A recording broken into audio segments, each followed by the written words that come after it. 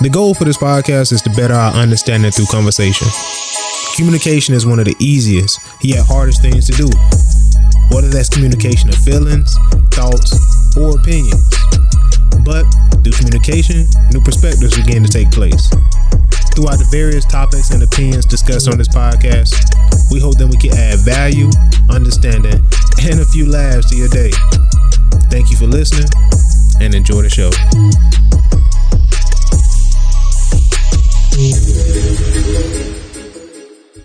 Just for clarification purposes, right?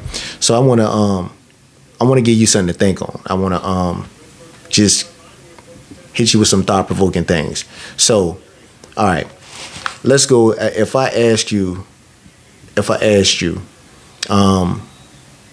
are you Indian? Mm-hmm. Or if I asked you to ask your grandmother, was she Indian? Or did y'all have anybody in y'all family that's Indian? She may come back and she may say, yeah, I do. We got Indian in our blood.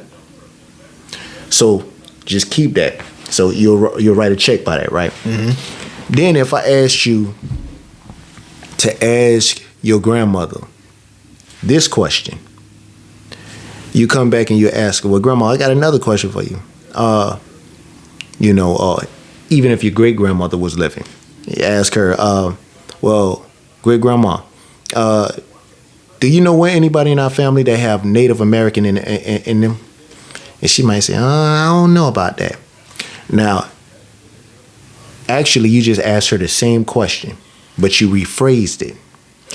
Native American is actually, that would be more so politically correct than Indian. Now, Indian actually would really be speaking of the people from the Indian area. I mean, India. People of, from India. Like the actual country. Yeah. So with that being said, that would be considered a misnomer. Here in Native Americans roamed the lands. Those were the indigenous people. Like Native to America. Native to American. That's why they were Native Americans. So because of that, again, see how the identity is changing? And what it causes is confusion. It causes confusion. Listen to me for a second. It causes confusion from one generation to the next. So if one generation responded all the time to being called Indian all the time, and then all of a sudden the term changed and it was Native American. Now you got to understand something about a lot of our people too. When it comes to a lot of I'm not saying everybody, but a lot of people didn't finish through grade school. Oh, yeah. People of color. So it was a lot of education that they were lacking on. So with that being said, when a term started changing, again, it becomes a misnomer. Then all of a sudden you got a term like this here, African American. So check this out. You can have somebody that was born in Africa,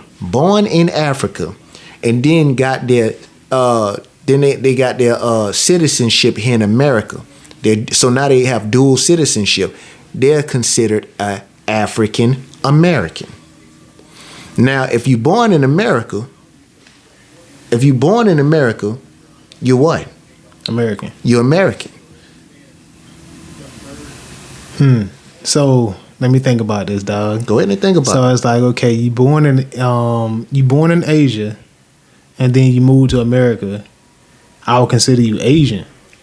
If you born in Asia, and then you move to America, by dual citizenship, you're Asian American. God, and I understand that, but I wouldn't consider you American because that's you that wouldn't consider them that. I think there's a lot of people. Like, hold on, because got my brain hurting. Because I'm thinking, bro. Mm-hmm. All right, so because we base it off of what they look like. We base it off of the pen. Nah, we base it off what they look like. Citizenship is the pen. The pen states that if you get your citizenship here, then you're Asian American. But when you travel into a different country, though, then you're talking about regions, because I'm talking about citizenship right now. No, I'm talking about a country as a whole. So it's like when I went to Okinawa, Japan is connected to Okinawa, like that's a part of it. But they consider themselves on that island Okinawans, and but in whole they're Asians. I mean, I think they're Japanese. My bad, they're Japanese. So it's like when I think about that in America, it's like in America, yeah, we're American because we live in America, but we have people from different regions of the world. Yeah. Now, I agree with that. But what I'm saying is, again, you heard what you said. Man, you making my brain hurt. Yeah. What happens with a lot of people when our brain start hurting? We turn it off. Facts. No, for real. We turn it off. Nah, that's true. We ain't dealing with it, man. Look, that's true, man. Like, you getting... Look here. Hey, what we eating tonight? What them greens done yet? You know what I'm saying? Like, for real. 100%. Yeah. 100%. But see, that's what... It's confusion. That's what creates the chaos. But you think about it. If you keep doing that, what happens is, that's why I said, like your great-grandmother, great-grandfather, you go back that far and you ask them that question. Now, Indian, they familiar with the term Indian. Yeah. But even with that term, when it was even addressed in the first place, it was the wrong term used here in America. Because they was from India. Exactly. They thought that they had touched. They thought they thought that they had then touched on parts of India because of how the people looked. Gotcha. So they people of color. So then why copper color? So when you say Native American, what's the difference? Native American is stating that it's people, indigenous people of America. It's specifically stating Native American. Correct. American natives, indigenous American people. So I got the concept of like why they would think that they was Indian, because they thought they was in India. Yeah, because but then when they didn't, or when they discovered that they wasn't from India, then they rephrased them to natives of America because they was living here. Because remember, like they was already people that was here. See, first of all, even with that, it gets deeper because you also gotta go into this. America wasn't always called America. Africa wasn't always called Africa. So because of that, automatically it gets even deeper. See, all of this you got to take into consideration. But I'm saying, like in that period when you're talking about Indians, like they would if they thought they was India, but they was really, let's just say call it American that time period, then they would actually be Native Americans and Indians at the same time. Huh? Because like I'm landed on America, and then I thought you guys was Indians. I thought. But you guys were already here. You know what I'm saying? So that means you are natives to America. You are we landed on your soil. Correct. I mean, we originally named you Indians, but and first of all, how in the world somebody can come from someplace else and name you?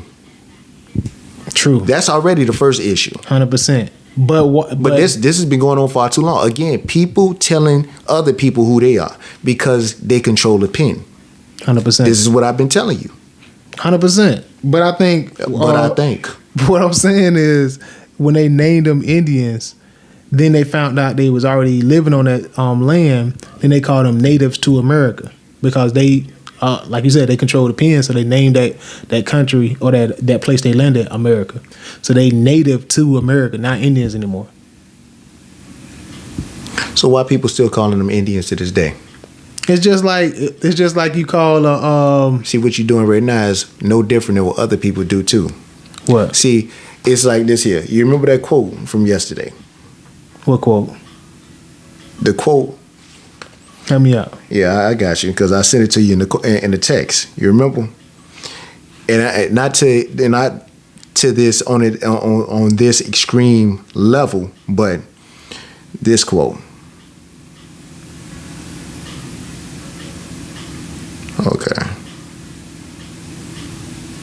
Okay. Even if you're not a racist, but you turn your head to a racist act, that makes you a racist. Yes. So with this situation right now, okay, So what you willing to do is this here. You willing to sit and tell me that, well, in that situation, even if they came here and they named the people Indians, originally, and then they came back and they came across their mistake, and then they said Native Americans, well, they're still both. No, you can't be both. Because how? Yeah. Because what we're going off of is is specifics. Which is very true. It's very true, specifics. But I'm trying to think of an example. Like locks and dreads, right?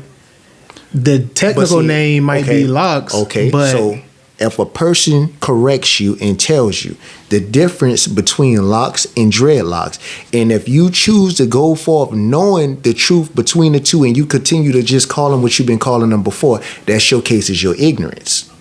But it's like... It's but. That's crazy. I think that's a gray area. No, because it's like, and I'm glad you went there. A gray area. Yeah, because what is we have been calling it. Here we go again. Color coding. What? Color coding. Yeah. It's like that in between though, because if I've been calling it Indians or dreadlocks, if you've been calling 100 years, it's gonna take 100 years to erase. You know what that's called? That's called being resistant to change. It's not. It is. Because not everybody is privy to the information. But again, I said if somebody told you, if somebody sat you down and explained to you the difference between the two and you choose to continue forward, still calling them dreads, and you know the truth, then that showcases your ignorance. I think it's because then you associate that to that because that's what you learn. You know what I'm saying? Because it's like... So for the longest, I was there. All I knew was dreads. Yeah. When I learned the difference, then to be honest with you, no, I'm not going around calling everybody's locks dreadlocks. That's not what I'm doing. Now, let me stop you right there. Now, you the case in point because you corrected me on that. But if I go around calling people dreads, and they don't correct me, they're like, yeah, man, I grew these and they go on with the conversation like they're not offended. No, again, that's probably because they don't know the difference. That's what I'm saying. And that's why I started out how I started out. I said if somebody corrects you and somebody sits you down and explains to you the difference between the two, and if you move forward from that day, continuing to just call something what you had been accustomed to calling from that point, from years past, then that showcases ignorance because you've been educated. What if it's the same though? What you mean? Because I'm asking we went on two different things. Originally we were talking about Indians and Native Americans. Let's go back to that. Like Indians and Native Americans, right? If they thought they was Indians or they thought they was from India, they not from India, changed it to Native Americans. What's the difference between calling them Indians and Native Americans? Because Indians mean from India, that would be calling them the wrong. All right, so check this out. You go to the corner store. Yeah. Go to the corner store to do whatever you do at the corner store. I'm not saying you play numbers, but most people tend to like to play numbers at the corner. So they go there, they see, they see somebody behind the counter, and they just happen to ask them, hey, what's your heritage? I'm an Indian.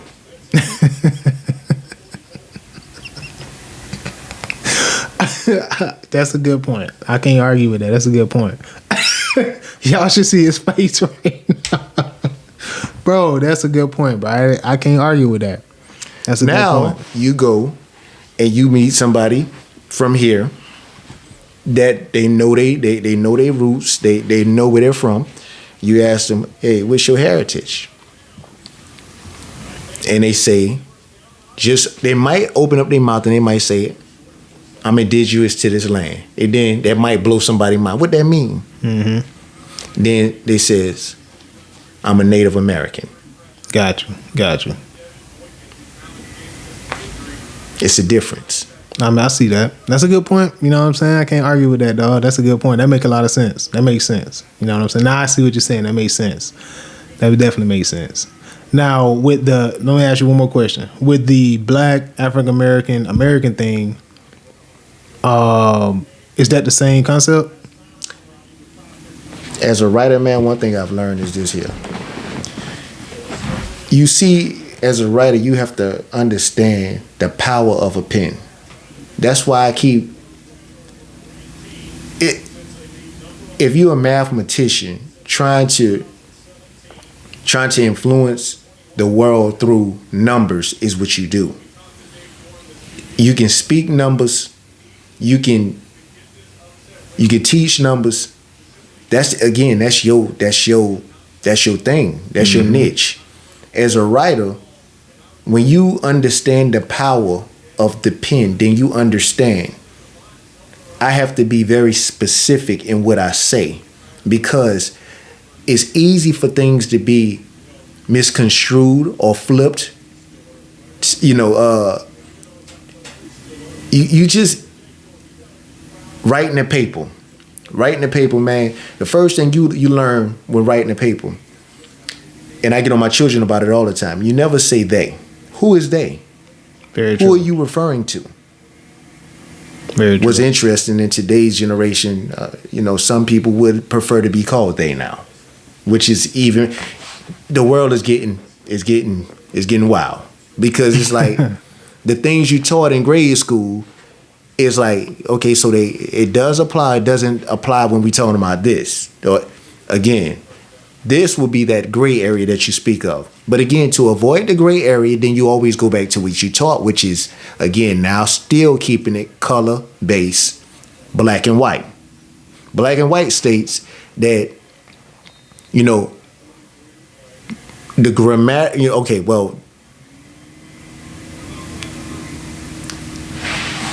the right way to go about writing is to specify who or what you're talking about. Mm-hmm.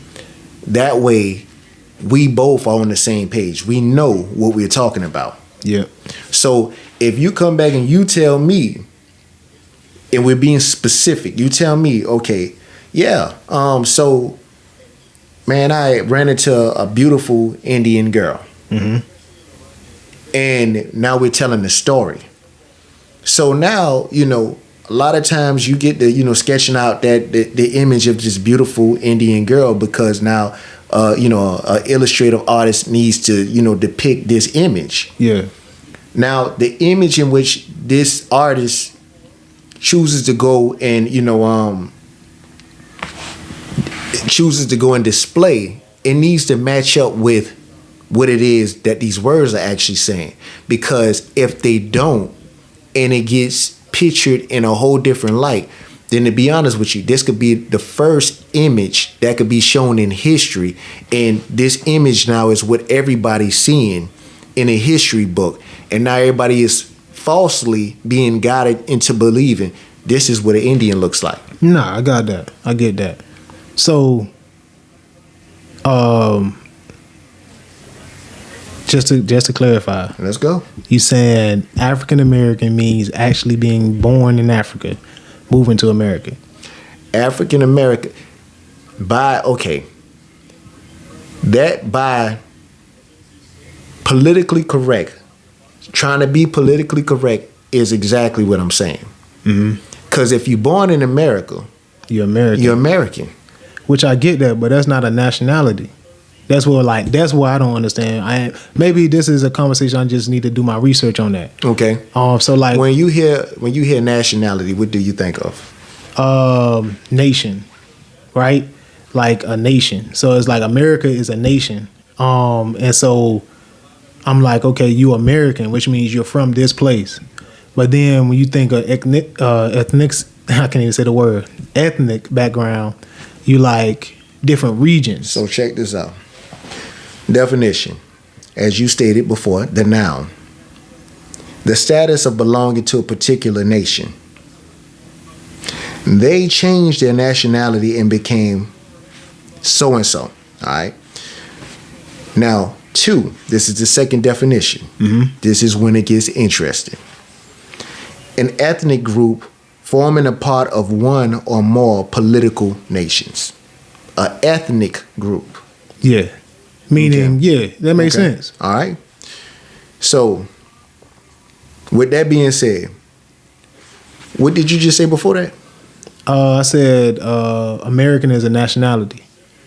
And then with that second definition, what I get from that is like America is a melting pot. So you said an ethnic group that forms certain political regions or certain political, So that means like you got an Asian community, you got a Hispanic community, you got an Irish community, things like that. Okay. That's how I look at it. Okay. So in a sense, America is still being ran like colonies. Is what you gathering. Yeah. If they had like specific people from different parts of the world like there. And that's how I look at the when you had the test and they ask what race you are. That's how I look at it. But when I go to another country, then I classify myself as American because I am American. Okay. So, going back to this. Again, since we're keeping it in the black and white. All right. 1828 definition of American. It says, it's a noun. A native of America, originally applied to the Aboriginals, which that's what Malcolm X once stated, the Aborigines. Then, or copper-colored races found here by the Europeans, but now applied to the descendants of Europeans born in America. So that's what I'm saying. You see, the definition is changed, but the original definition is still stated American. Exactly American. I see what you're saying. Copper-colored people. Got you. That's what I'm. So that is so would you consider it a race though? Like American is a race? What I consider what as a race? American. Like if somebody asked you, what are you? You'd be like, I'm American. What I would say is, you can say you can answer I'm an Aborigine. You can answer I'm a Native American. You can answer. I mean, it's many ways you can answer that. I'm American. I mean, but again, that's why I say, man, as a writer, you understand the power of the pen, because by that pen, you write. That's why I say, going back to like cursive, you can write curses. You can curse another's name. You can curse another's race. You can curse another's nationality. Things by how you change it, how you arrange it or rearrange it, which is very true.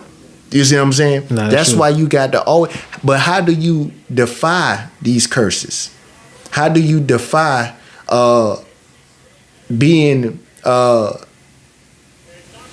do you defy the attempts that's made on you, that's made against your identity, to the fraudulent activity that's often arranged against you? How do you defy that?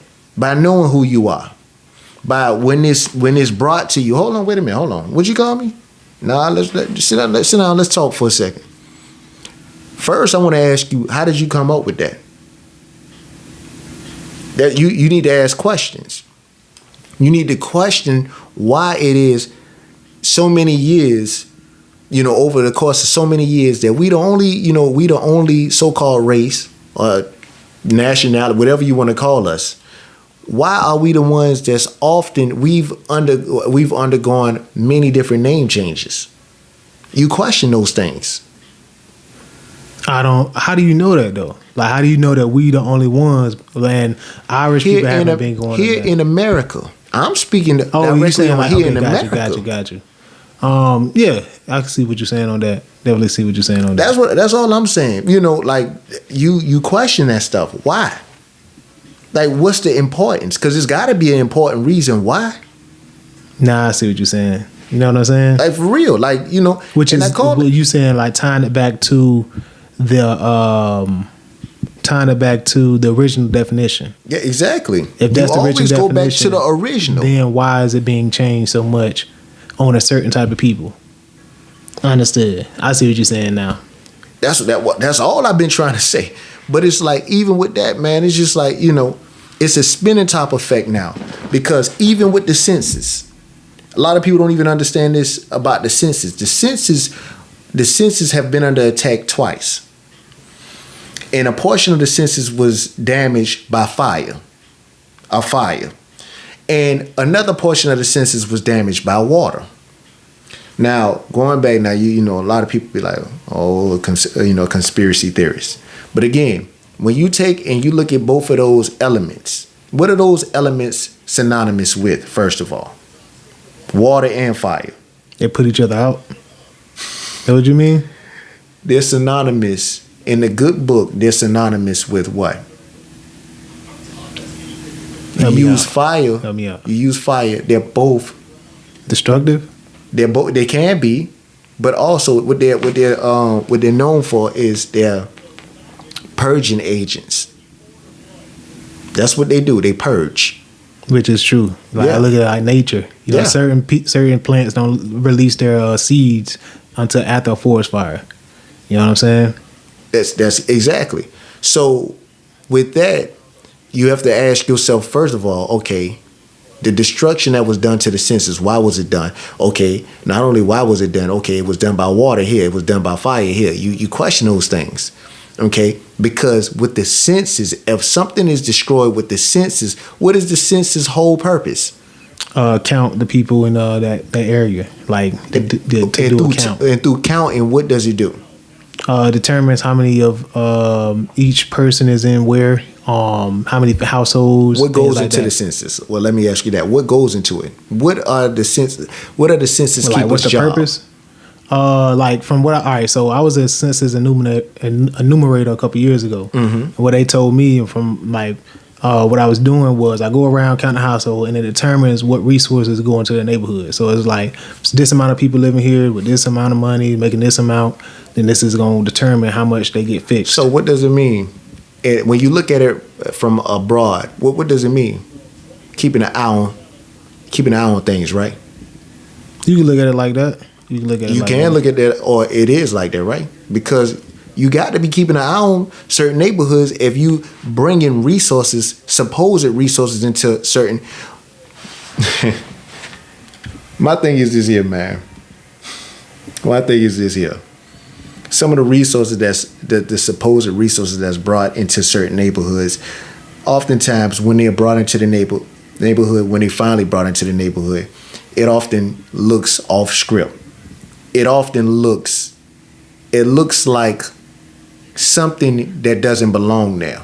Then all of a sudden, again, that's why I say you have to question things, because when it looks like something that's just, like we got a brand new grocery store over here. What's that about? Mm-hmm. Believe something. They're not putting a brand new grocery store in the hood for no reason. Now, fast forward a couple years later, then all of a sudden, guess what? Gentrification is happening. But again, how did it all start? Somebody had to somebody had to have been keeping an eye on this area.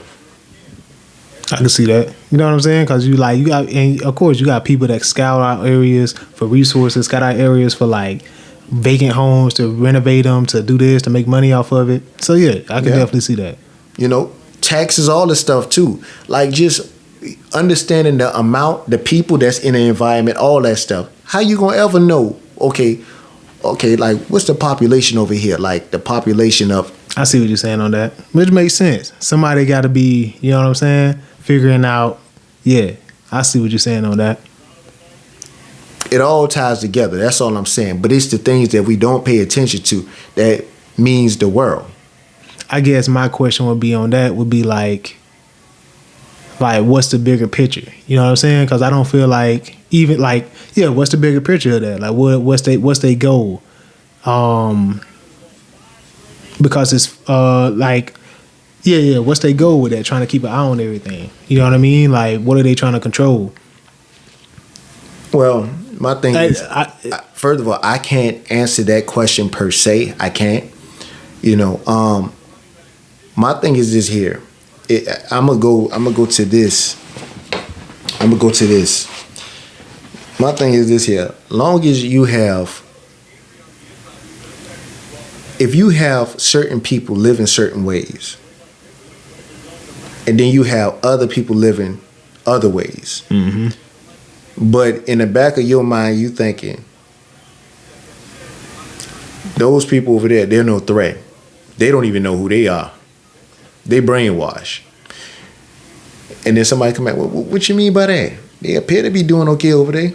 That's the point. They appear to be doing all right. We'll sprinkle a couple, breadcrumbs over there that, to give off the appearance that, like we really helping them out, or we really, they in a sense, it's like, they feel satisfied because we got checks, this, that, and the other. But in all realness, what's happening is this here. But you know what? One thing I see over there, they don't even know what they got. They got a gold mine over there. The land. I see what you're saying on that. That make a lot of sense. A lot of sense. And the thing about it, at first, it always starts off. It's crazy how that's why everything. It's like that thing. It goes around in a circle in a sense. It's like a lot of times, a lot of our people found themselves in certain situations because really and truly, it was like the concrete jungle, so to speak. Nobody wanted that area, that land in the first place. So move them over there. So we go over there, and guess what? We do what we do, man. It's lemons. We make lemonade with it. You know what I'm saying? Then all of a sudden, people watching. You know what? I could do something with that. This area here look like it got a little potential to me. Yeah, we could do some building over here. But they go back to what you said with like the self-education thing. You know what I'm saying? Like educating yourself. Once you educate yourself, then I feel like then you start to build that confidence in yourself. Like identity kind of. Like if you waiting to just be told everything and just told everything, like where to go, where to be, where to who to be. Well, first and foremost, everything in life, don't get this twisted. Everything in life, bro, it does call for you to have to be told certain things at some point on how, even with jobs, you have to be told how to do 100%, certain jobs. Yeah, most definitely. Now, that's the point. That is the point. However, I believe this. It calls for us to have to know who we are, man. That's like identity. You have to know who you are. If you don't know who you are or even know the power that you hold, it's funny how we talk about a shareholder. Identity. You understanding you a shareholder, you understanding that you bought into a company, you understanding what comes behind you buying into the company. So when the company prospers, you prosper. That's a shareholder. So like with that being said, I think the narrative can get switched to, like you said, know who you are. You know what I'm saying? Meaning like for me, I'm saying like know who you are, so that you can feel good about yourself. You know what I'm saying? Because in the grand scheme of things, in my perspective, we all benefit from each other, right? But if you feel lower than the next man, then you're not going to be a benefit to nobody, especially not yourself. So if each person has confidence in themselves and knows who they are, knows their history, their family history, things like that, they could be a better benefit to society. You know what I'm saying? I think sometimes it get misconstrued to the point you feel better than, like your ego boosts is up and you feel like you better than somebody else. You know what I'm saying? I think that's where it's like the line get grayed, because then the narrative gets messed up. That make sense? I understand what you're saying. I got to finish this point about the shareholder. As a shareholder, like I said, in a company, you understand what all comes with that. And it's just about it's the attachment, just being on the right side at the right time of something great. Then guess what? Just by the terms of what you connected to, you automatically blessed, right? You're prosperous because you connected to something prosperous. 100%. So with that being said, then you have, my fellow sisters, my brothers, or, from down the line of down our lineage. With that being said, shareholders, we no different than that. A lot of us, when we were already born here, our ancestors date back to here, this exact location. We're shareholders here in the United States. But for years, what? We've been overlooked, and all of the proceeds have gone out to everybody but the right people. And then you talk about reparations. This is what we talking about. No, that makes sense. That totally makes sense when you put it like that. And I could see how why people are upset. Yeah, I could definitely see how that. And then you got certain people that'll say that's always, and I don't like going here, but you got to.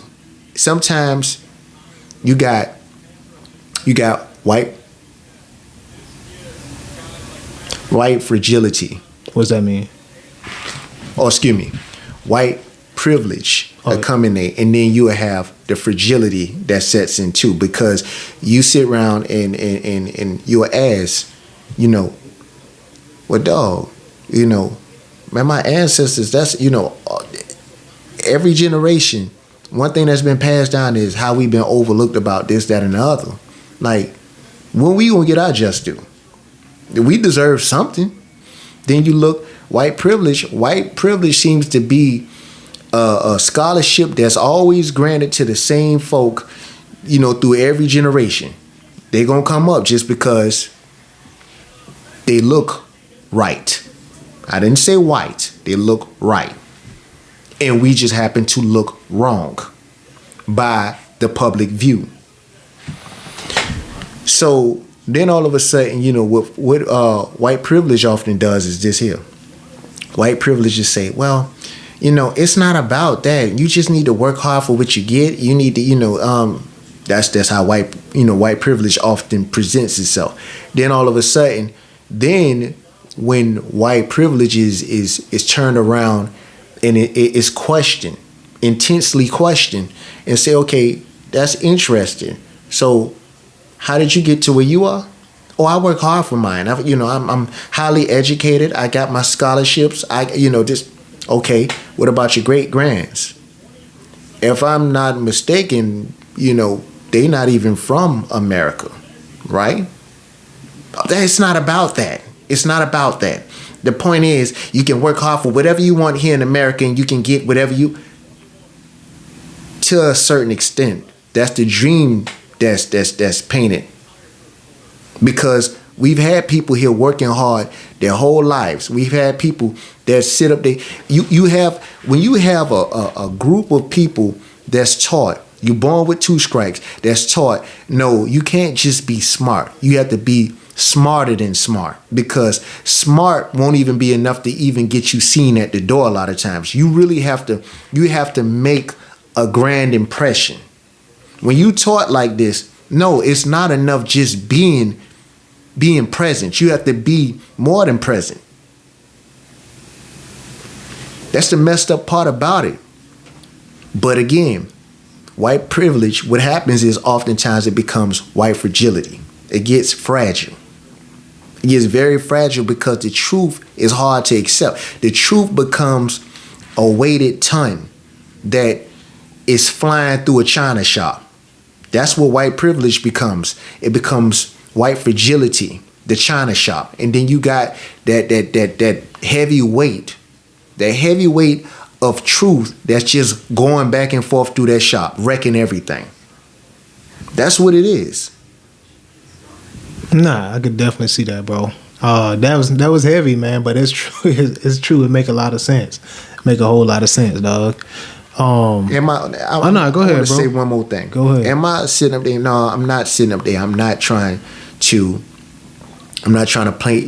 plant seeds of hate by no means, because oftentimes, man, even being in the church, we find out something. Favor ain't fair.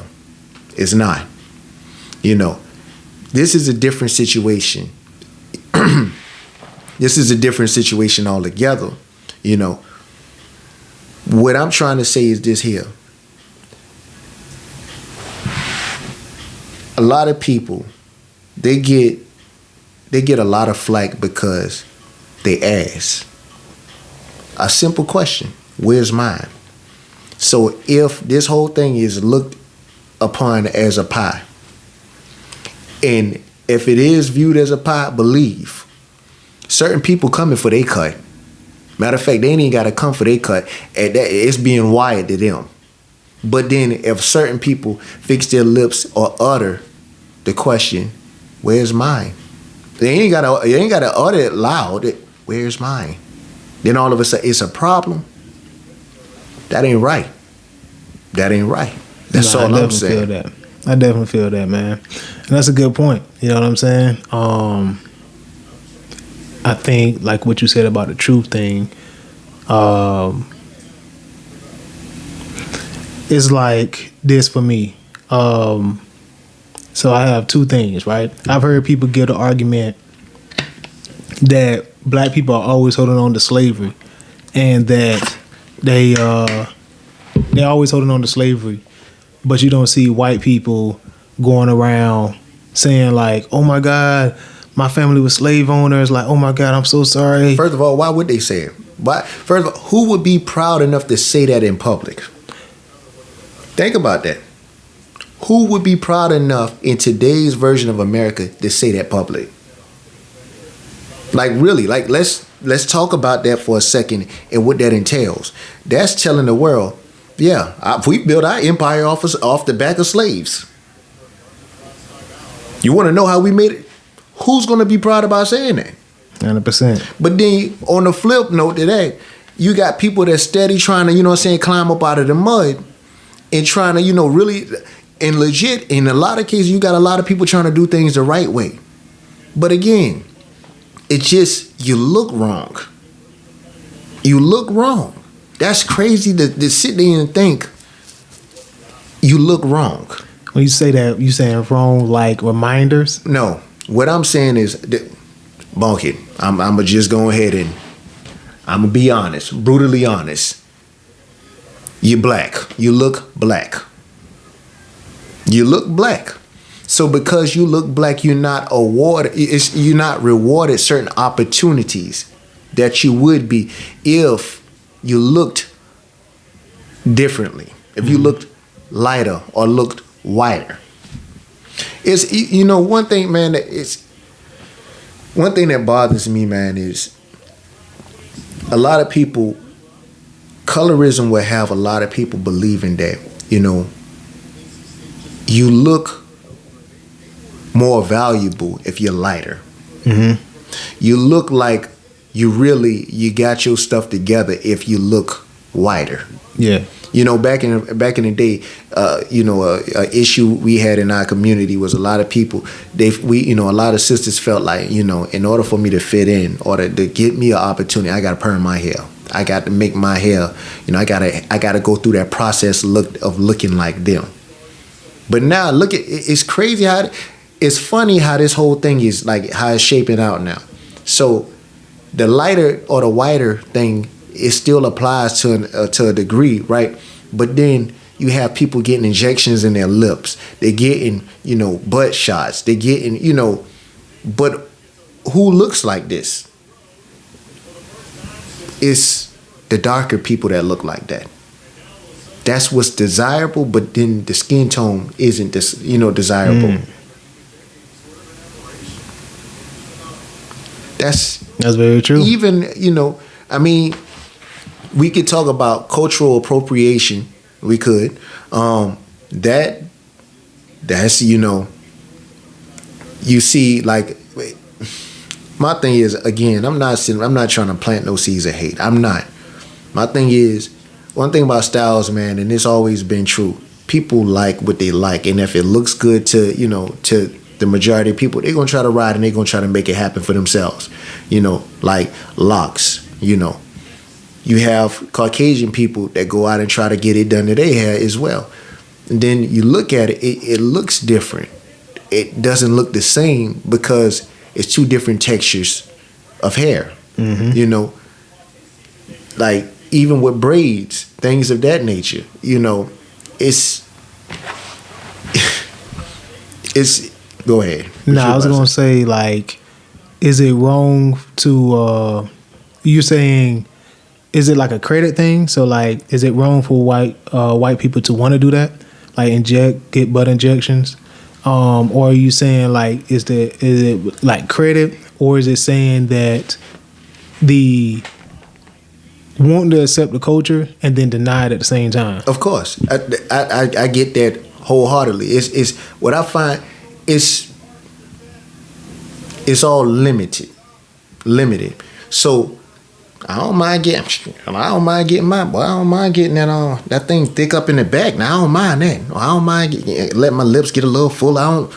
But it's like they don't mind living that. But then if they had to go out in public and really put on the whole outfit, when I say the whole outfit, I'm talking about, man, the skin tone and all. And a lot of them had to live that a whole month. Matter of fact, I give them the shortest month that they give to us of the year, February. If they had to go through that for, 28, 29 days in February, then come holler at me in March. Holler at me and tell me what you learned in March, how that feels. I think solution-wise, right?